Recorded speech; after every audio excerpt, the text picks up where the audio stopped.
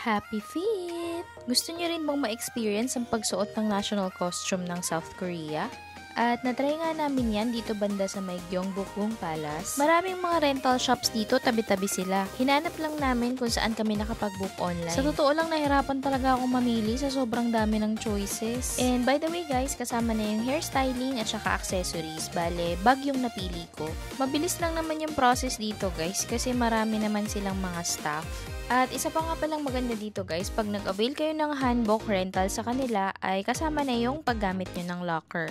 Bibigyan nila kayo ng susi tapos pwede nyo ilagay dito yung mga medyo malalaki nyo na gamit. Para nga naman syempre mas convenient maglakad-lakad sa Gyeongbokgung Palace, diba?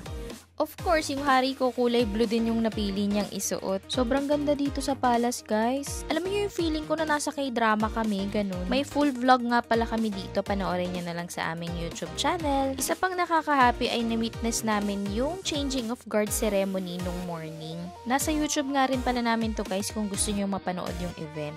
Tapos, syempre, itong hanbok rental ay nabook namin through Agoda. Sa Agoda Activities, isearch nyo lang yung hanbok, tapos marami na mga lalabas na options.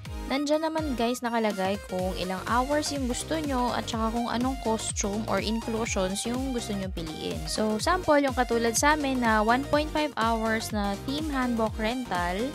Makikita nyo rin dito kung ano yung mga inclusions. Ayan, i-check nyo lang sa details para makita nyo. And ang price ng nabook namin ay 617 pesos each. And you can get extra discount using our promo code HappyFeetApp. So, yun lang guys. Thank you for watching. Bye!